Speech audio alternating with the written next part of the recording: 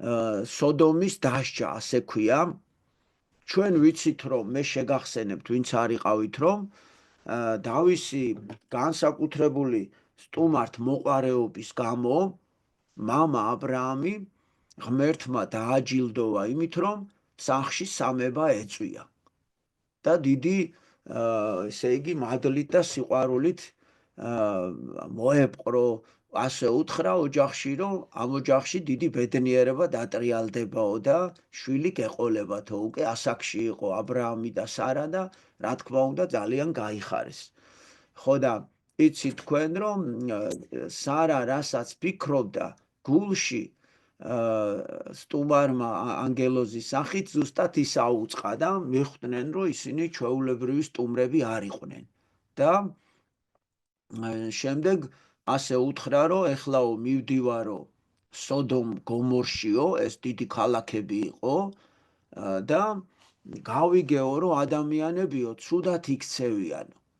აი უღმერთოდ იქცევიანო და იმ კანონებს არ ღვევენო, რაც ღმერთმა ჩვენ გვასწავლა და უნდა წავიდეო, მე თვითონ დავრწმუნდეო. და თუ დავინახეო, რომ მართლა ასე ცუდად იქცევიან, უნდა დავსაჯო. მართლაც სოდომში შედის 2 ანგელოზი.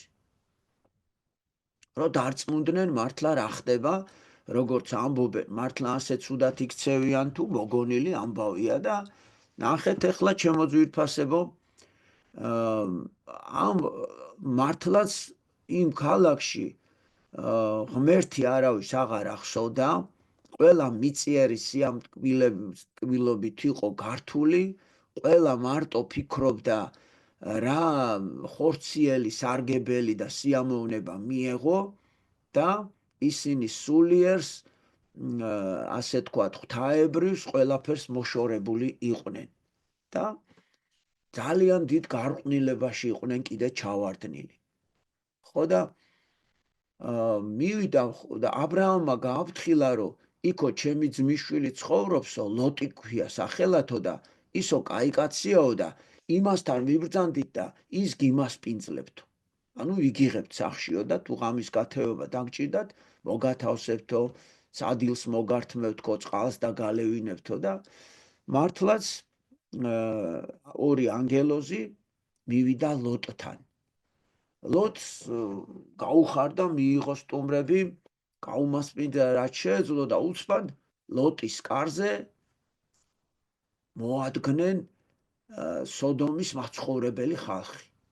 მოადგნენ ჩემო ძვირფასებო და ასე ეუბნებიან, რომ სასწრაფოდ გაგვიღე ახლა კარიო. რა ხდებაო, ეუბნება, ეს გავიდა ჯერ ჩვენი საყვარელი ლოტი გავიდა და ეუბნება, რა ხდება მეგობრებო, რა ხდებაო და შენთანო მოვიდაო 2 ლამაზი ბიჭიო, ახალგაზრდაო და ეგენი უნდა ჩვენ გადმოგვცეო. აი ბავშვებო, ამ გარყვნილებს ასეთი თვისებები აქვთ, რომ როცა ისინი ბევრნი არიან, მოძლიერდებიან, ისინი რას იწყებენ, იცი? აგრესიით გამოირჩევიან. და თუ დაინახავენ, რომ სხვა ადამიანი წმინდად ცხოვრობს, გარყვნილებაში ჩავარდნილ ადამიანს სხვისი სიწმინდე აღიზიანებს. და უჩნდებათ სურვილი ძალა იხმარონ ამ წესიერ და მართალ ადამიანზე, შეერყვნან მისი უბიწოება და ის ადამიანიც გათხვარონ ცოდვაში და გარყვნილებაში ჩაითრიონ. და თუ ესე იგი ვერ ჩაითრიეს ამ საქმეში, მერე ძალადობაზე გადადიან. აი ასეთი თვისება აქვს. ამას ბიბლია გვასწავლის და ეუბნებიან, რომ მოგვეციო ეგ 2 ბიჭიო, ჩვენ რას, ესე იგი თვითონ რა უზნეობასაც ჩადიოდნენ, ესო უზნეობაო მაგათაც უნდა მიიღონ. ხო და ეხლა ლოტი უხსნის, რომ რას ამბობთო, ჩემო ძვირფასებო, ისინი ჩემი სტუმრები არიანო, იმათ როგორ მოგცემთო, რატომ აკადრეთო და რა დაუწყეს იცი ლოტს? შენ ვინახარ საერთოდო, ჩამოთრეული ხარო აქო საიდანღაცო, ხო და ჩვენ ჭყვას გვასწავლიო, ჩვენ როგორც გეტყვით ისე იქნება ყველაფერიო. და მოკლედო ეხლავე დროზეო თუ არა და ძალით შემოვიჭრებით ჩვენ სახშიო და ჩვენ თვითონ ძალითო წავიყვანთო და ცუდად მოექცევით ჩვენ თვითონო.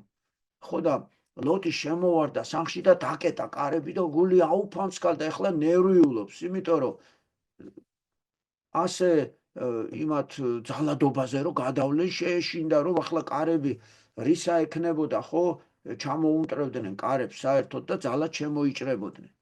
და ასე ძალიან რომ ნერვიულობდა, ლოტომ არ იცოდა რომ ანგელოზები იყვნენ მასთან სახში, მას ადამიანები ეგონი.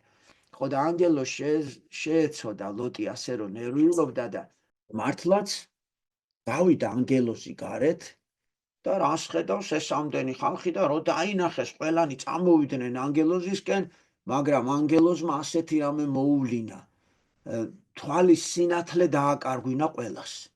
ერთმანეთი ვეღარ დაინახეს, ერთმანეთში ჩხუბი მოუვიდა და ასე დაიშალნენ და დაიფანტნენ.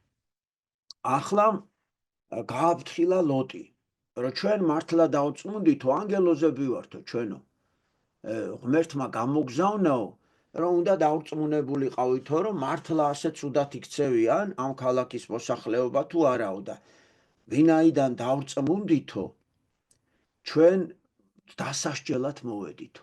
ღმერთი არის ძალიან გაბრაზებულიო ამ გარყვნილების ცოდვაზეო და ხვალე დილიდან უთენია დაიწყება მთელი ქალაქის დასჯაო.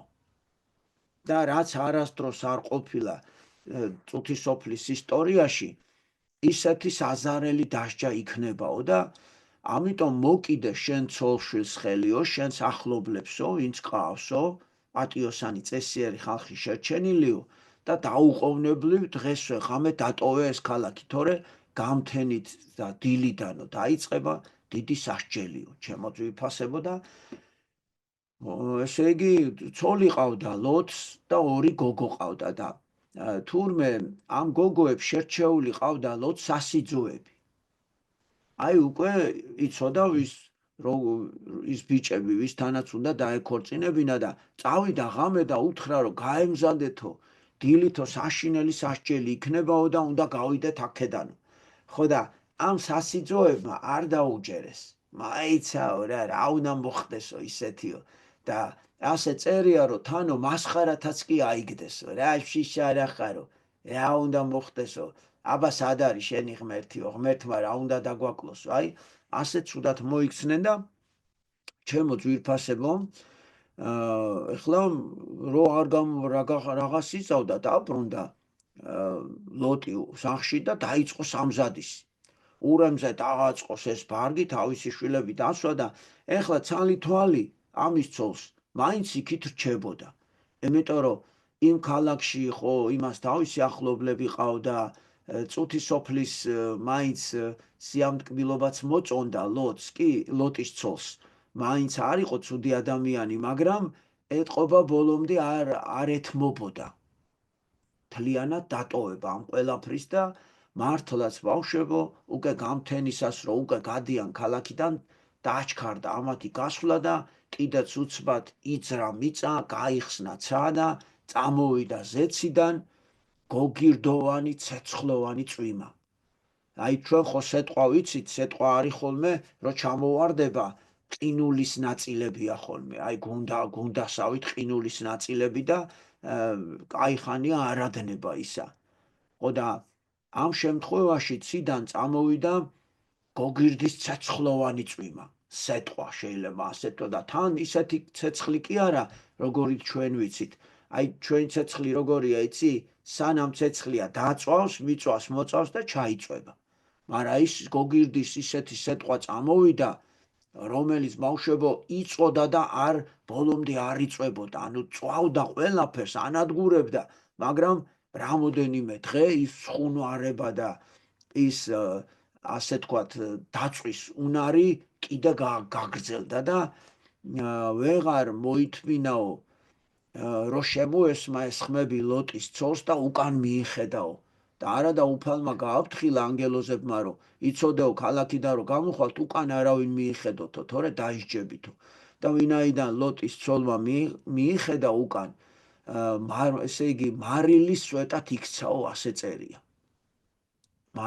წინა მამები ამბობენ, რომ უკან მიხედვაში იცი რა იგულისხმებაო, რომ ესე იგი მაინც მიწას ვერ ელეოდაო წუთის სოფლის სიამ ტკბილობას, მაინც უნდოდა იქ რაღაცები, ჩვენც აი რაც გვიყვარს წუთის სოფელში, მოდი აბა ყურადღებით დავაკვირდეთ, ზოგს რაღაცა ლამაზი ტანსაცმელი მოწონს, ზოგს მანქანა მოწონს ჩვენ ცხოვრებაში რომ გადავრთოთ, ზოგს რაღაცა სპორტული სანახაობები და 1000 რაღაცეებია, დასალევის შესაჭმელი, აი ჩვენ რაც მიწიერ სიამოვნებებს გვანიჭებს და აი ზუსტად ამებისკენ რჩებოდა თვალიო, ანუ ვერ ელეოდა ბოლომდეო და ამიტომაც დაისაჯა ლოტის ცოლიც და მინდა გითხრათ ბავშვებო, რომ ამოწყდა მთელი სოდომი და გომორი. ახლა ისმის შეკითხვა, ღმერთი ხო კეთილია და ასეთი განსაკუთრებული სისასტიკით რატო დასაჯა ადამიანიო, ისმის შეკითხვა. ხო და ჩემო ძვირფასებო, ღმერთი ხო ყოვლის მცოდნეა, ღმერთმა იცის ხვალ რა მოხდება, 1 წლის მერე რა მოხდება, საერთოდ ჩვენი ცხოვრება რამდენ ხანს გაგრძელდება, ესეც იცის. ჩვენ თურმე ჩემო დავით და კახაბე როცა ვიბადებით, ღმერთმა ისიც იცის სულ რამდენი ხანი უნდა ვიცხოვროთ. რომელ დღეს გაგვიყვანს, წინასწარ იცის ღმერთმა ეგეც. ხო და ეტყობა ღმერთმა იცოდა, რომ ამ ადამიანებს უკვე ვეღარ გამოასწორებთ.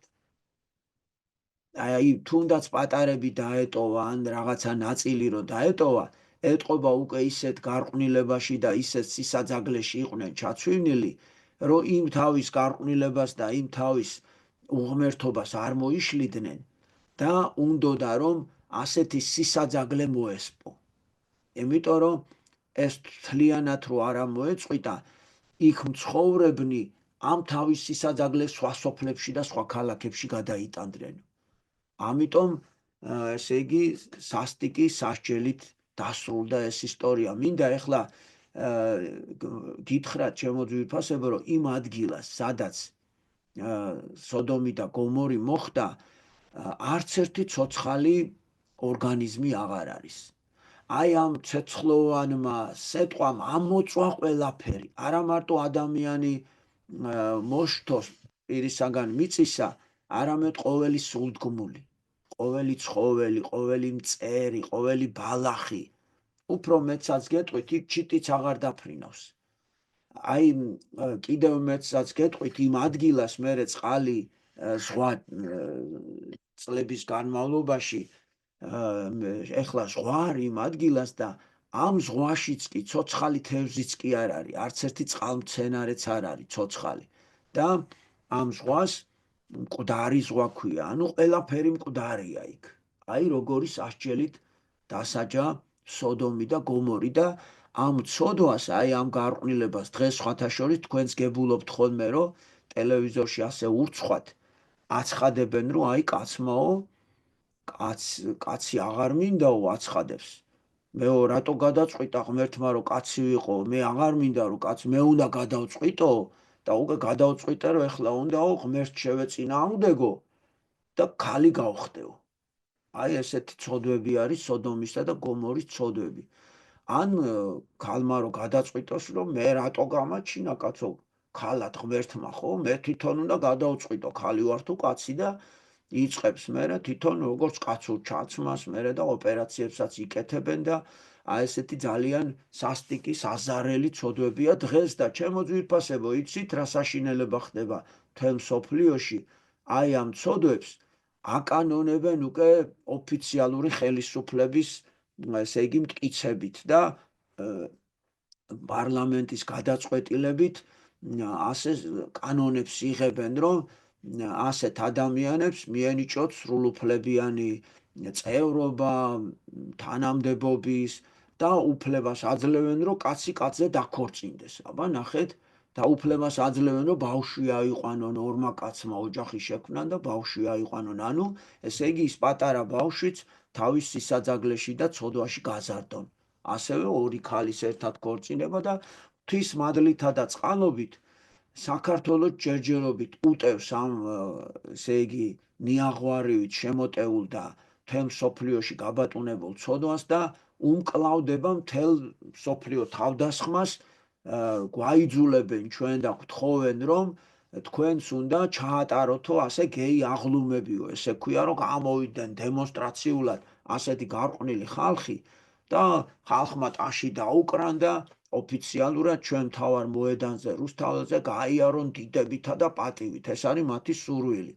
და საბედნიეროდ ქართველი ხალხი ამას არ უშვებს და საქართველოს დღემდე ინარჩუნებს ამ ცოდვის გარეშე ცხოვრებას და რა თქმა უნდა დიდი ძალისხმევის, დიდი ასე თქვათ შემოტევები გრძელდება ჩვენზე, მაგრამ ქართველი ხალხი აი ამ სოდომურ ცოდვაზე ჯერჯერობით მტკიცედ დგა და დიდება უფალს რომ ბოლომდე ეს სიმტკიცე უნდა შევინარჩუნოთ. ეს თუ დაირღვა ჩემო ძვირფასებო, ეს ნიშნავს რომ ოჯახის სიწმინდეს დაირღვევა და საქართველოს თუ არსებობს იმიტომ რომ ჩვენმა მამა პაპამ აი სიწმინდით შემოინახა ჩვენი ოჯახი და ჩვენთვის ქრისტეს მცნებები, პატიოსნება, წესიერება, ერთგულება, ეს ყველაფერი ჩვენთვის ხორცში და ძვალში გვაქვს გამჯდარი და ჩვენთვის ეს სასიცოცხლო მნიშვნელობის არის. ქართველი კაცი ტრადიციაში აქვს ქრისტეს მცნებები და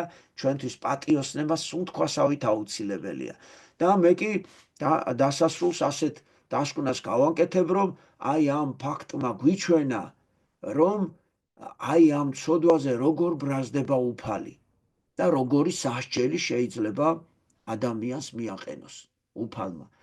ეხლა ჩვენ ამით ეს გაკვეთილი დავასრულეთ. მამა ზაქარია, თუ შეიძლება 2-3 სიტყვით თქვენც რომ ამ ცოდვაზე თქვათ და ამ სასჯელზე რატო დასაჯა კეთილმა ღმერთმა ასე გამეტებით ადამიანები აი ამაზე და მერე გავაგრძელოთ და მალევე დავასრულოთ ჩვენი გაკვეთილი.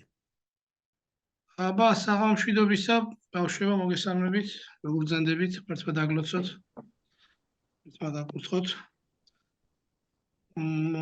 მოკლედ, მე მგონი გასაგებად იყო ყველაფერი ნათქვამი, თუმცა რა ვიცი რა. აქ თავარი რა უნდა გავიგოთ, ეს არის, ხო? რა უნდა ვისწავლოთ ჩვენ რომ შეიძლება ნებსი და უნებლიეთ ჩვენ მაინც აღმოჩნდეთ ამ ცოდვის თანაზიარი.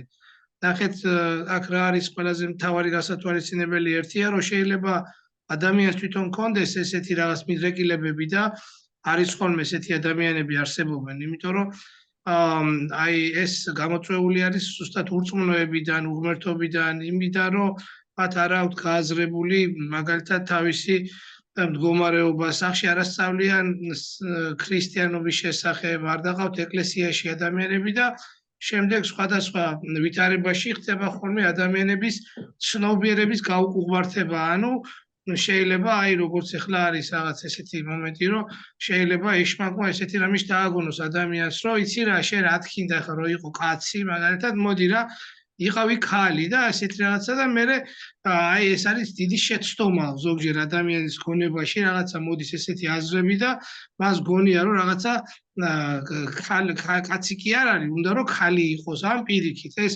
შეიძლება ესეთი რაღაცა ეშმაკმა ადამიანში ჩადოს, ეს ამას არ უნდა მოусმინოს არავითარ შემთხვევაში ადამიანმა, პირიქით თუ მსგავსი რაღაცა აზრი მოვა თავში, აუცილებლად უნდა პირჯვარი გადაიწეროს და თქვას უფალო შემეწყალე, იმიტომ რომ ის რაც არის ღვთისთვის მიუღებელი, ის ჩვენ არ უნდა მივიღოთ, იმიტომ რომ ჩვენ თუ მივიღეთ მსგავს რაღაც ასე თქვათ აზრებს, რომელიც ჩვენი სულისთვის იქნება დამღუპველი, მაშინ ჩვენ გაგვიჭირდება ასე თქვათ ქრისტესთან ზიარება, ხო? ქრისტესთან ზიარება მარტო ის არ არის მივიდეთ ვეზიაროთ და უკან წამოვიდეთ, არა. ქრისტეს უნდა ვეზიაროთ ჩვენ სარწმუნოებით, ანუ უნდა გვჯეროდეს მისი, უნდა გვწამდეს და იმიტომ რომ ღმერთს უნდა მხოლოდ კარგი ჩვენთვის. მხოლოდ ღმერთს უნდა კარგი ჩვენთვის, იმიტომ რომ ესეთი ნახეთ ყველა ადამიანიო ცრუ არისო.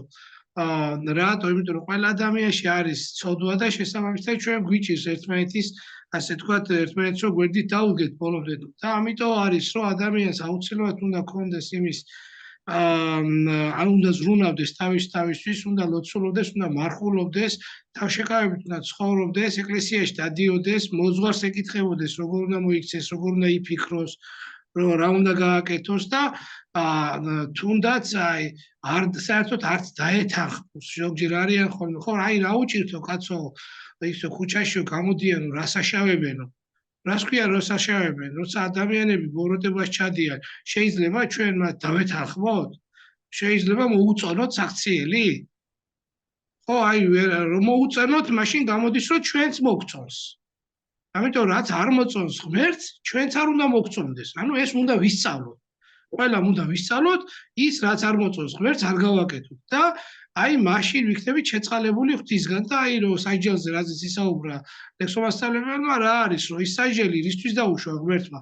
ღმერთს არ უნდოდა არც ერთი სოდომელის დასჯა და იცით თქვენ ის რომ აი ნახეთ 10 ადამიანი მაინც რო იყოს მართალიო აბრაამმა უთხრა ღმერთს ხო არ დაჯიო და არა არ დავჯიო 10 ადამიანი მაინც თუ იქნება მართალიო და 10 ადამიანი არ აღმოჩნდა მართალი ამ ქალაქში მარტო ლოთი და მისი ოჯახი აღმოჩნდა და აი იძულებული გახდა რომ დაესრულებინა მათი ცხოვრება რატო იცი იმიტომ რომ მათი ცხოვრება რო გაგრძელებულიყო ისინი სხვა ქვეყნებსაც ასწავლიდნენ ამ გარყვნილებას და ამ უზნეობას.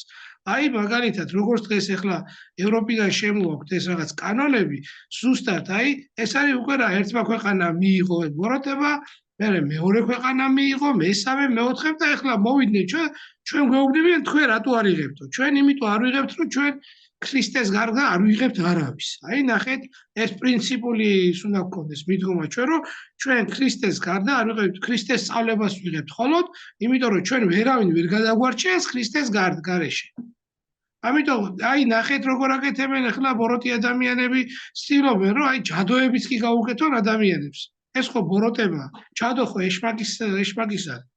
ეშმაკი აკეთებს ამას და ამიტომ ძალიან ფრთხილად უნდა ვიყოთ, უნდა ვილოცოთ აუცილებლად დილასაღამოს ლოცვები, ამაოჩვენო ხშირად უნდა ვთქვათ, ბიჯვარი გამოვისახოთ, ნაკურთხი წყალი ყოველთვის, ყოველ დილით უნდა დალიოთ და როცა გარეთ გახვალთ, ღმერთი დაგიცავთ და დაგიფარავთ და ბოროტ რაღაცებზე არ უნდა იფიქროთ. პირიქით უნდა იფიქროთ იმაზე, რომ აი თქვენი ცხოვრება როგორ მოეწონება ღმერთს.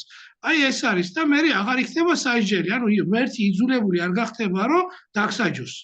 თორე ღმერთი იმიტომ კი არ გჯის რომ ჩვენ ღმერთს არ უყვარვართ. არა, იმიტომ რომ ჩვენ უფრო უარეს დღეში არ ჩავარდით.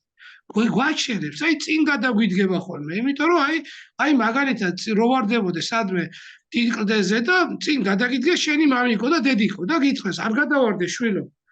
და შენ რო უთხრა მე მაინც იქეთ უნდა წავიდე და ის იძულებული გახდება ხელში აგიყვანოს და შეიძლება ყურიცხი აგიწიოს, გაგიბრაზდეს.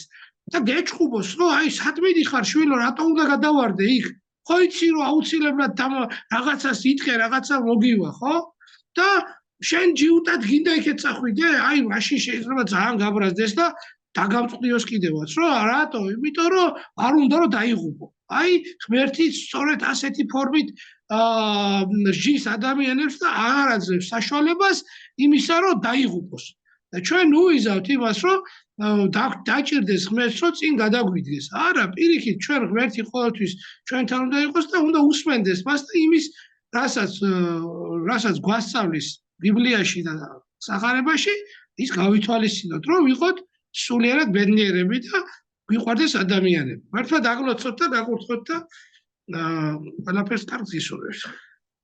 გაიხარეთ მამაო, ჩემო ძვირფასებო, ეხლა ერთი ამბავი მინდა მოგიყვეთ. მასწავლებელმა აიღო ერთი ფულის მონეტა, ტალახში ამოთხარა კარგად და ბავშვებს დაანახა და უთხრა: "აბა, ვინმე ტყვის ბავშვებო, რა კოპიურა, ფულის რა კოპიურა?" არა ჩანს მას, ტალახიანია, არა ჩანს, არ ვიცით ყველამ. კარგით ბავშვებო.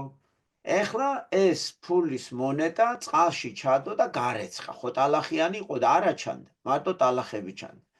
რომ გარეცხა, გამოჩნდა ბავშვებო და აღმოჩნდა 20 თეთრიანი. ირემი ხო არის 20 თეთრზე და კარგად გამოჩნდა ირემი. ეხლა უყურეთ რა უთხრა. თვითეულ ადამიანზე აღბეჭდილი არის უფლის ნათელიო, მაგრამ არ ჩანს. და როდის გამოჩნდება? ირემი როდის გამოჩნდაო? როცა გავწმენდთ, მაშინ გამოჩნდა ირემი. ჩვენში ღმერთი როდის გამოჩნდება? ანუ ყველა ადამიანში ღმერთის სუნთქვა. მაგრამ ჩვენ თუ ცუდად ვიქცევით, უძდელური სიტყვებით ვლაპარაკობთ, გარყვნილებას მივეცემით, მშობლებს ვაბრაზებს, უფროსებს დავცინით, უმცროსებს ჩაგრავთ და ასე შემდეგ დავშორდებით ღმერთს.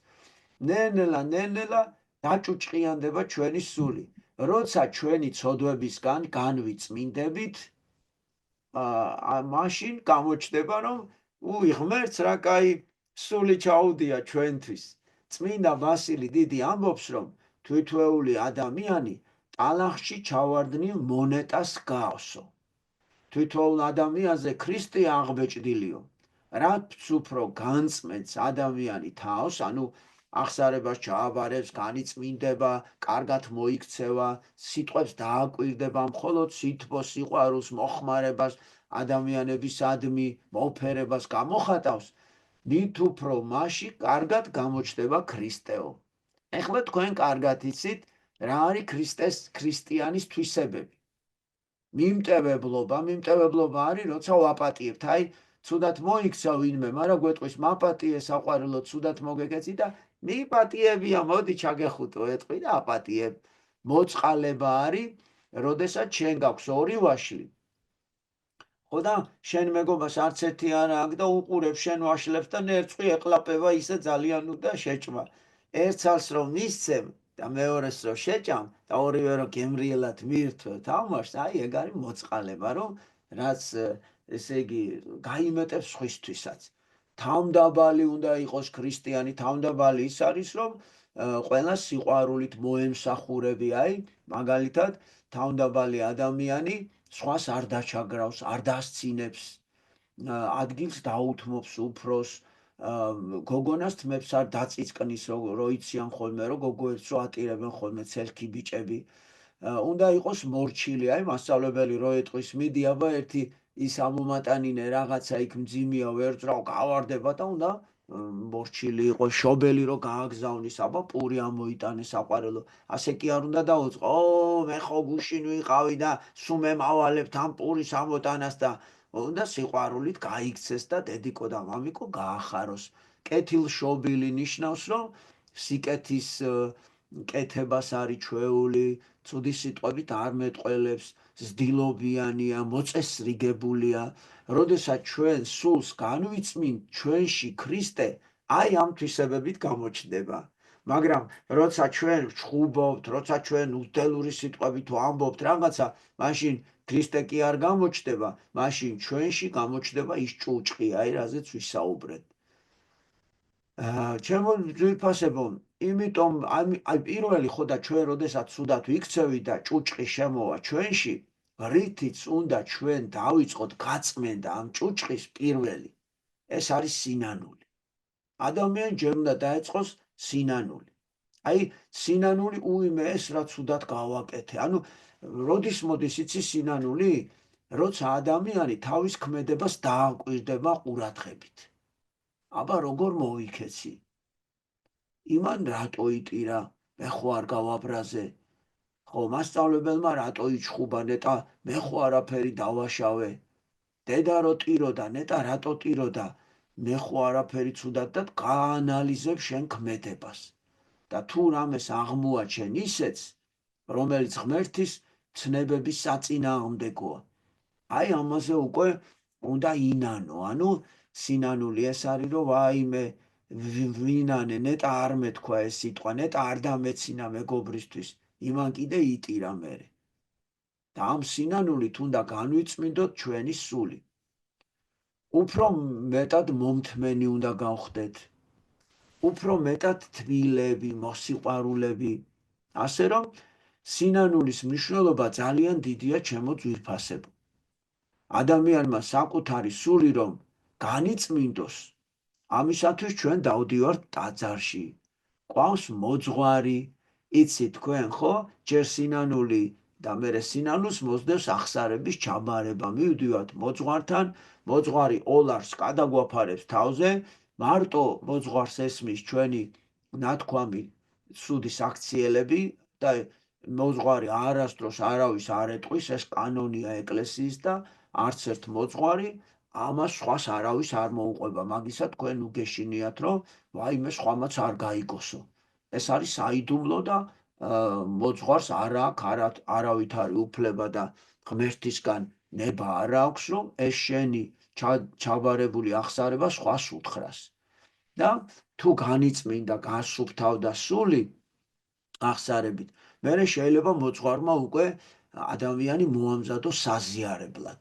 ზიარება ეს არის უკვე ქრისტიანულ ცხოვრებაში, ეკლესიაში ყველაზე აღმატებული საიდუმლო, იმიტომ რომ პური და ღვინო ბავშვებო ჯამში გადაიქცევა ნამდვილი ღმერთის სისხლად და ხორცად და ჯვარზე გაკრული ღმერთის სისხლად და ხორცად და იმ ჯვარზე გაკრული ღმერთის სისხლად და ხორცად, რომელმაც ეს სამყარო შექმნა, ვინც დაითმინა ჩვენს გადასარჩენად თვითონ უცოდველმა ჩვენი ცოდვები და მისი ძალისხმევით ხდება პურის და ღვინის გარდაქმნა, ანუ პური და ღვინო გარდაიქმნება თავის სისხლად და ხორცად და ჩვენში შედის ნამდვილი ღმერთი.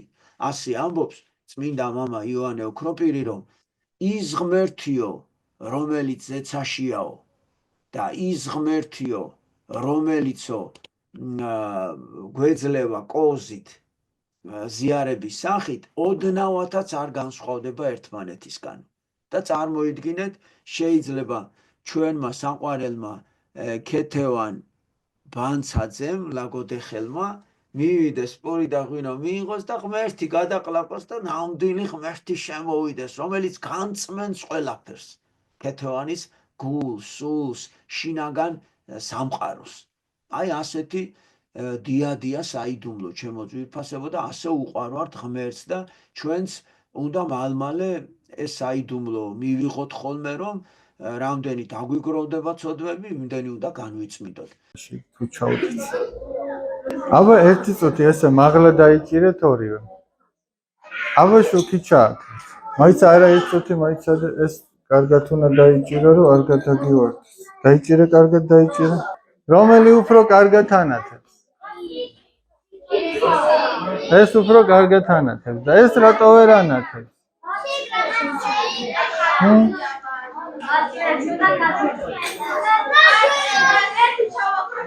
კარგი, აბა ანთე შუქი. შუქი ანთეთ, აბა. არა, მე მაინტერესებს, რომ ერთი რატო ვერ ანათებს? რო გავწმინდოთ?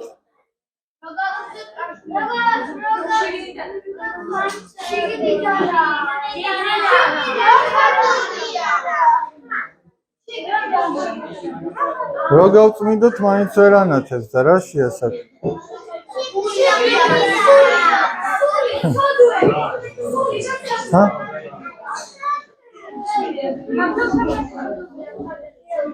არა, ეხლა ნახეთ რა შეასაქმე ბავშვებო. აი წარმოიდგინეთ, რომ ეს ჭურჭელი ვართ ჩვენ. ეს ჩემი მოგონილი კი არ არის ბავშვებო, სახარებაში ასე წერია, რომ თითოეული ადამიანი არის სული წმინდის ჭურჭელი. თითოეულ ადამიანში ღმერთი არის, უფალი გვეუბნება, რომ სასუფეველი თქვენშიაო, ჩვენში არის ღმერთი, მაგრამ ეხლა ნახეთ. ამ შემთხვევაში ეს სინათლე ხო არ ჩანდა? არ ჩანდა.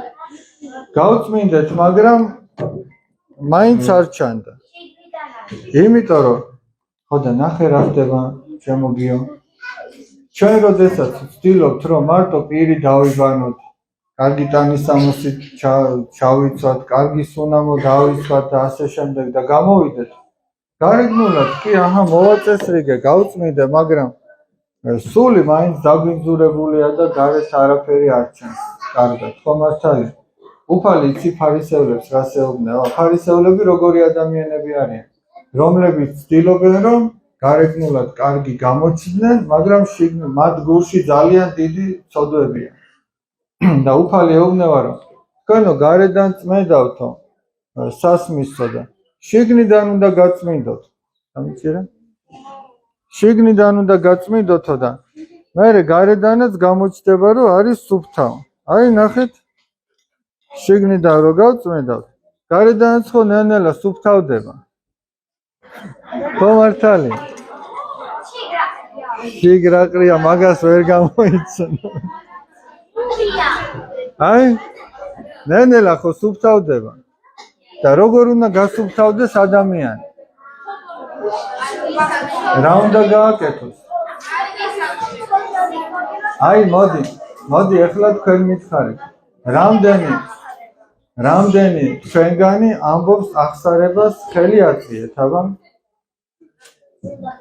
აი ვინც ხელი აწიეთ, ბავშვებო, ის ადამიანი შიგნიდან ცდილობს, რომ თავისი თავი გაასუფთავოს და გარეგნულადაც სუფთა გამოჩნდება.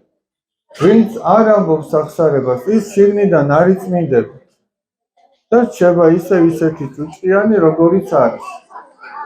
ისე რომ თუ ადამიანს უნდა რომ სუფთა გამოჩნდეს და სულიწმინდის მადლმა გამოანათოს და გამოასხიოს, მაშინ ხშირად უნდა თქვას აღსარება და ხშირად უნდა ეზიაროს. მას თქვა? დიახ. შეიძლება კარგად ჩაიცვა, მაგრამ შიგნით არავინ არ იცის რა გააკეთე. შეიძლება ვინმეს აწყენინე ან ცოდვა ჩაიძინე. გარეთ მნიშვნელობა არ აქვს, თუ შიგნით არ იყავი სუფთავი. დიახ, ანუ ჩემო საყვარელო, ქეთევანი ხარ? დიახ, მას. ქეთევანი, აბა აი კიდე სხვა რითი შეიძლება გაიჭუჭყიანო. ერთი კარგია, რომ შეიძლება სხვას დასცინო, ხო? აი ეს სწორეთა თქვი კი. რომ დასცინო უკვე შინაგანი ჭუჭყია. კიდე? ვინმეს აწყენინო მას? აწყენინე კი ბატონო, აი რაღაცა წართვი, ხო და იმან ტირილი და ან დასცინე, ხო? ესე იგი, აბა ეხლა შენ მითხარი, რა უნდა გააკეთოს, რომ გასუფთავდეს? უნდა თუ რამე აწყენინე, ბოდიში უნდა მოუხადო, თუ რამე არ მიეცი, უნდა ათხოვო და ეკლესიაში მიხვიდე და ღმერთის წინ მოინანიო.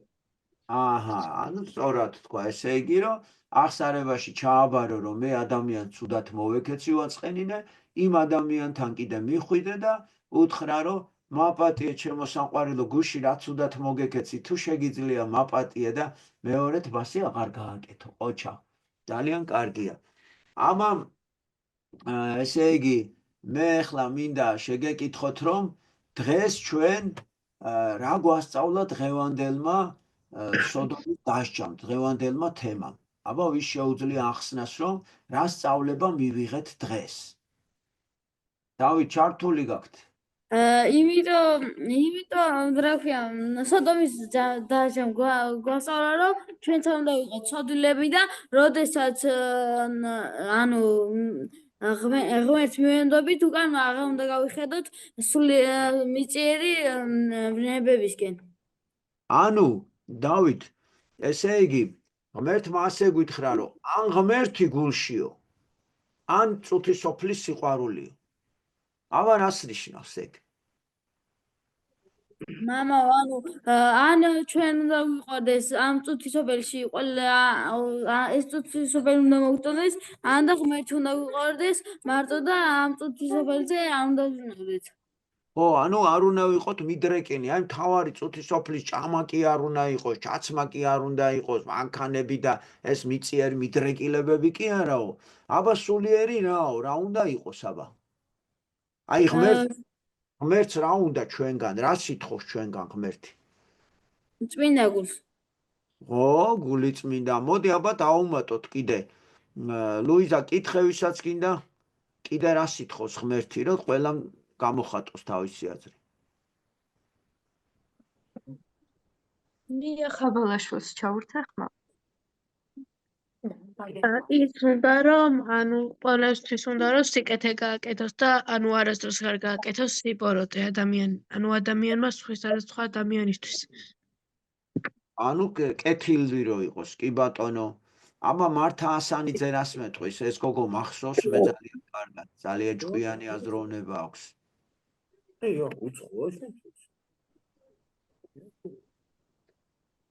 მართა ჩაგირთე ხმა. ღმერთს უნდა რომ ჩვენი გული მივცეთ და კეთილები ვიყოთ. კი ბატონო. კარგით, აბა ერთი ილია ბიწაძესაც ვათქმევინოთ, რა უნდა ილიას საყვარელს? რაც უფალს უნდა, ის უნდა ვაკეთოთ. ო, ნახე ილიამ რა თქვა? ჩვენ რაც მოგვეპრიანება და მოგვეხასიათება, ესე კი არ უნდა ვიცხოვროთ. ჩვენ უნდა გავიგოთ ღმერთს რა უნდა ჩვენგან და თუ ისე ვიცხოვრებთ, როგორც ღმერთს უნდა, მაშინ ყველაფერი კარგად დაალაგდება და ყველაფერი ლამაზად წარიმართება. ხო და ღმერთს რაც უნდოდა რომ გაგვეკეთებინა, სად დაგვიწერა ეგენი ყველაფერი? აბა ვინ იცის? ლუიზა, შენ აკითხე. ნიას ჩაურთე ხმა რუსთავიდან რომ გვერდეკა. ამანია. ბიბლიაში. ბიბლიაში მთელი ისტორიაა და ღმერთმა თავისი კანონები რაში დაწერა? ნია. რა ქვია მაგას?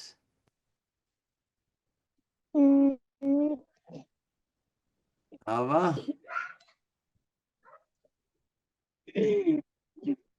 ლოი, შენ აკითხე, ვისაც გინდა.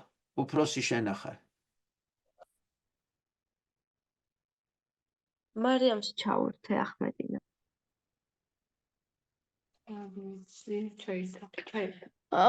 მას უფალთან რომ მოვხვდეთ,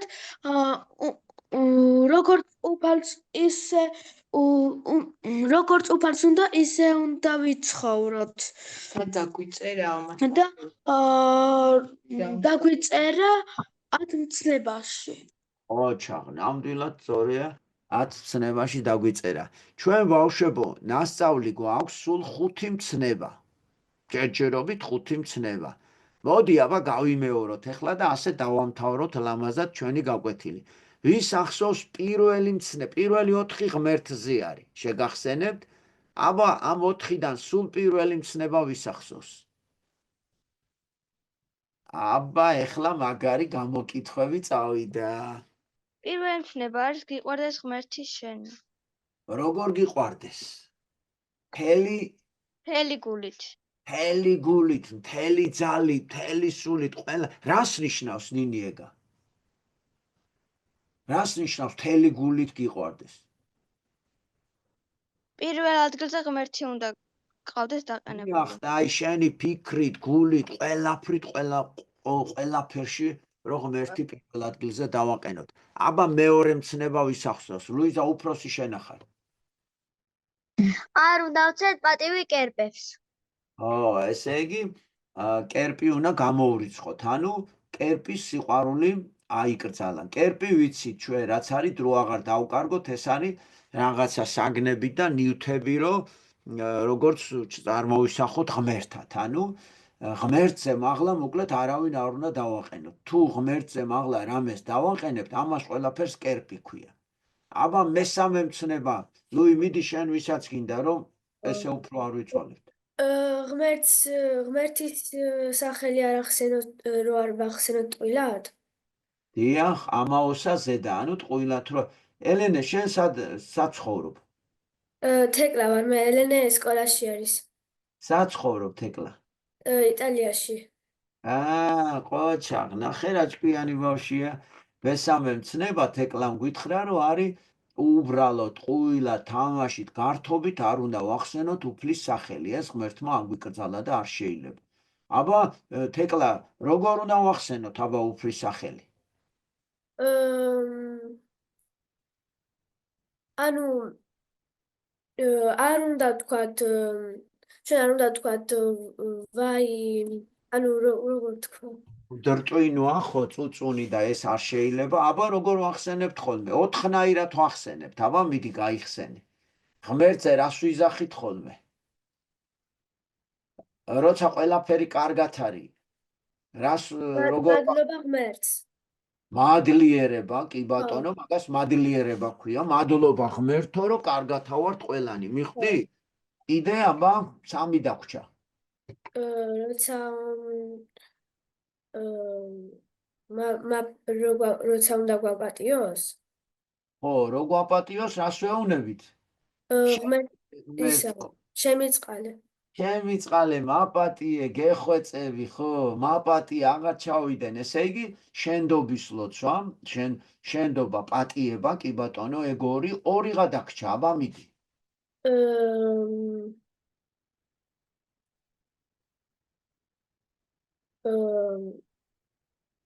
როცა გჭირდება, ანუ როცა გჭირდება დახმარება, ხო, დახმარება როცა გჭირდება. რას ეუნები ხოლმე? აა, აი ჯვარი გწერია და დედიკოს უნდა რაღაცაში დახმარება და რას ეუნები ღმერთს?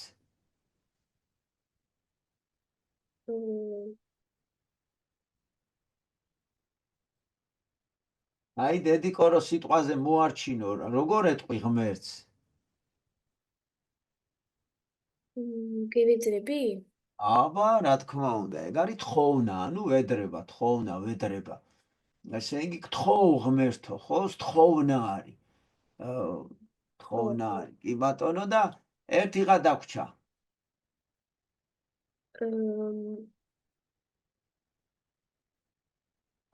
ყოჩაღი გოგოა, ეს არ ყოფილა და სულ თავისით მოიფიქრა სამივე. ჩვენ ამდენჯერ დაო? ქეთევან ქართული შვილს ჩავუერთე ხმა. აბა ქეთევან, მიდი, ყოჩაღ, კაი გოგო ხარ, თეკლა ძალიან მაგარი გოგო ხარ. მას მივტევლებო. რაო? პატიება მას. პატიება თქვა, ხო გონი? მარიამს ვათქმევინოთ ახმეტიდან ყოჩაღი არის. ქეთევანმა ვერ ჩართო? მას ისმე. დიდება მამასა, ძესა წმინდასა სულსა. ყოჩაღ, დიდება. ესე იგი დაიმახსოვრეთ, ყოჩაღ, რა კაი ბავშვები ხართ, 4-ვე თქვენ თვითონ ჩამოთვალეთ. პირველი იწყება დიდებით. ჩვენ ერთადერთი რამ გვევალება, რომ ვადიდოთ ღმერთი. კარგათა ვარ, ცუდათა ვარ, ასე ვარ, ისე ვარ, უნდა ვადიდოთ ღმერთი და ჩვენ რო ვიწყებთ, ასე ვიძახით, დიდება მამასა და ძესა და წმინდასა სულსა.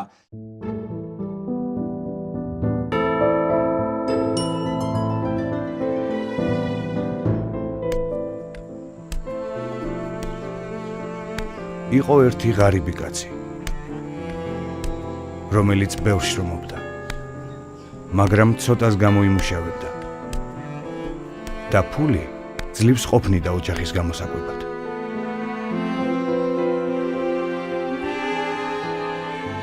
ერთხელ იგი ზღვის სანაპიროზე გავიდა, ქვაზე ჩამოჯდა და უყურებდა თუ როგორ უახლოვდებოდნენ ნავსადგურს ძვირფასი საქონლით დატვირთული დიდი გემები.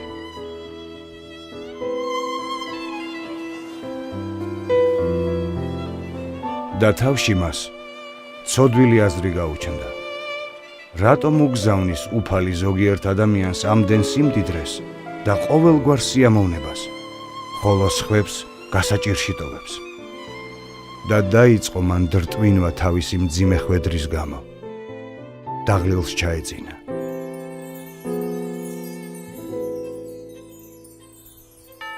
და სიზმარში იხილა მრავალი ჯვარი.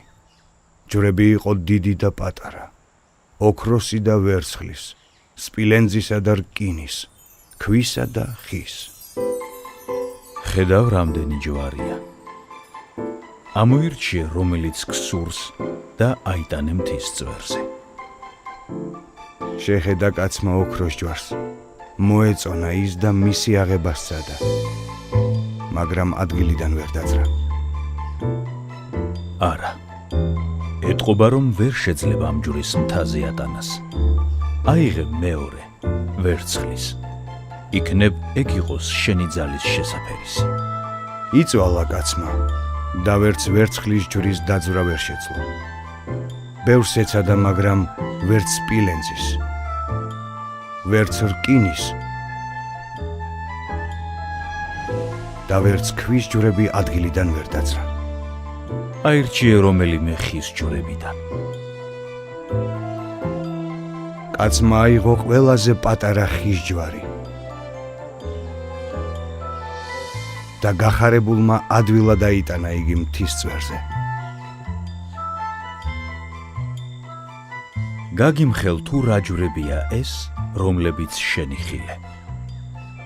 ოქროს ჯვარი მეფის ჯვარია. შენ ფიქრობ რომ კარგია და ადვილი იყო მეფე, მაგრამ იმას კი აღარ ფიქრობ თუ როგორი მძიმე ჯვარია სამეფო ძალაუფლება. ვერცხლის ჯვარი არის ჯვარი ეკლესიის მსახურთა, და მეფის მრჩეველთა, რომლებსაც ასევე უამრავი საზრუნავი აკისრიათ.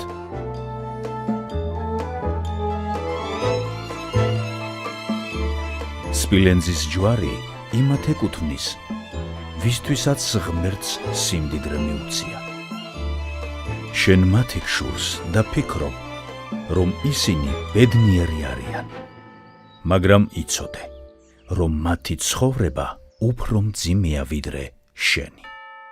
შენ, შენი შრომის შემდეგ შეგიძლია მშვიდად დაიძინო, რადგან არავინ შეეხება შენს ღარიბულ ქოხს და მცირე ქონებას. მდიდარს კი დღე-დაღამე შინია, რომ ვინმემ არ მოატყუოს, არ გაქურდოს, ან მისი სახლი არ გადაწვას. გარდა ამისა, მდიდარი პასუხს აგებს ღვთის წინაშე თავისი სიმდიდრის გამო, თუ როგორ იყენებდა მას. ხოლო თუ რაიმე უბედურება მოხდება და მდიდარი გაღარიბდება, მაშინ რამდენი მწუხარება დაატყდება მას თავს. რკინის ჯვარი ხედართა ჯვარია. ჰკითხე მათ და თავად გეტყვიან, თუ როგორ უწევდათ მათ ღამის გათენება ღიაცის ქვეშ, სველ მიწაზე, ასევე სიცივისა და შიმშილის მოთმენა. ქვის ჯვარი ვაჭართა ჯვარია. შენ მოგწონს მათი ცხოვრება, რადგან ისინი შენსავით არ შრომობენ.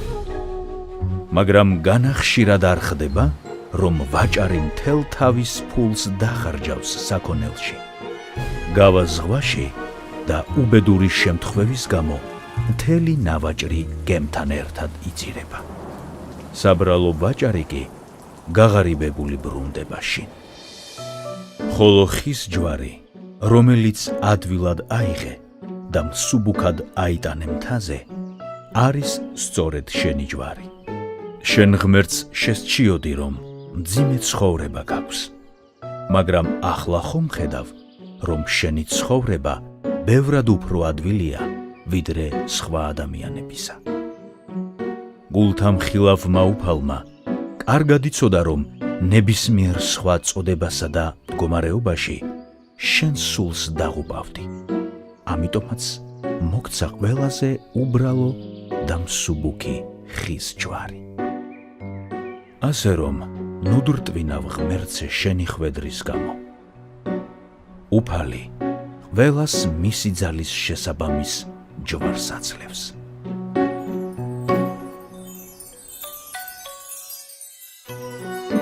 კაცს გაეღვიძე.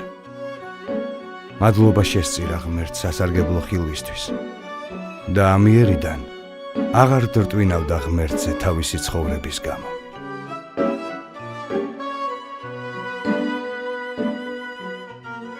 ღმერთმა შეგაძლებინოთ, რომ მისი მადლით უარყოთ თავი თქვენი, აიღოთ ჯვარი თქვენი, სხვისი კი არა, თქვენი ჯვარი, ის ჯვარი, რომლის ტარებაც ხელგეწიფებათ, რადგან ზოგიერთი ადამიანის ტრაგედია სწორედ იმაში მდგომარეობს, რომ თავისას კი არა, სხვის ჯვარს იღებს და შეუდგეთ ქრისტეს.